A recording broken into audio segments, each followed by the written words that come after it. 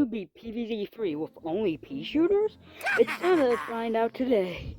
Well, let's get into the rules. 1. I can't use fusions involving Peashooters directly. 2. If a plant is pre-planted, I can't benefit from it. And 3. If we're forced to plant something, that's it. Without any further ado, let's get into this multi-part series. We start with Peashooters. We don't get any other plants later on, but we do get the introduction of fusions with repeaters. Fusions are where you take two plants and combine them into one. Repeaters has been downgraded from a separate plant in PvZ2 to fusion, but he's still just as strong, allowing us to easily clear the level and get us plants, including the insanely useful Solar Pea. Solar Pea is a pea shooter that earns a sun every couple of shots. This is going to be very useful as later on we can just spam it and allow to get through levels. We get through this one pretty easily, and we get some useless plants that we can't use.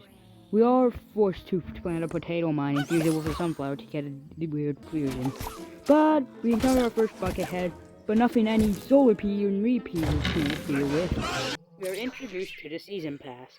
This will allow us to get a fusion later on, which is going to be Gatling Pea. But right now, all we get is Cabbage Full and this fusion. It's meant to counter the Screen Door Zombie, which after doing some avalanche stuff, the game crashes. So I'm back here, and we're fighting the Screen Door Zombie. It's not that hard, however. Just a couple of repeaters can deal with any that don't come in the middle lane. We level up our Peashooter, which makes it go down a little less.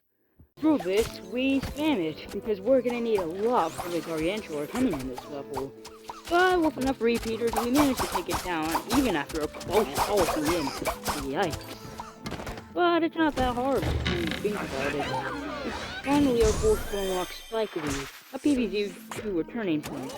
We're forced to use Walnut and plant one. But Solar Pea spam allows us to easily deal with any zombies. This is gonna be my strategy for the most part. There's not gonna be much variation, because Solar Pea allows us to gain sun and get more Solar Peas down, which in turn do more damage. We beat the levels very easily for now.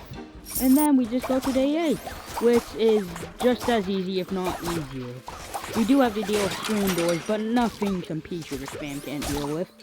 We get introduced to the Zen Garden and plant a bunch of Peashooters, but they don't have minigames, so we kind of just get the rewards? I'm not sure if this is gonna stay. But anyways, we finally get to unlock a new plant after getting some seeds. We unlock Sling Pea, which is gonna be our main robber and a counter to any sort of screen door zombies for the rest of the run. But we're about to get to our last level, so we're not gonna be able to take advantage. We do unlock Bobtoy though, who's useless right now. Anyway, day 9, we get another Gargantuar, but it's not that tricky. We've dealt with this before, and we need even less repeaters. Day 10 is the final day of this video, and it's just the same strategy. We plant a Solar Pea, and then we use that to make another Solar Pea, and it eventually just evolves into planting a bunch of Solar Peas. But we do have to fight this snail, which thankfully our new fusion, the Mega Gatling Pea, deals with pretty easily. Which we will see here, they kind of just destroy him, marking the end of that level because of how easy it was. But that's about it. I make a community if you want to join it, and that's it. Check out my other videos if you want to. I'll possibly see you later? I'm not sure. Bye.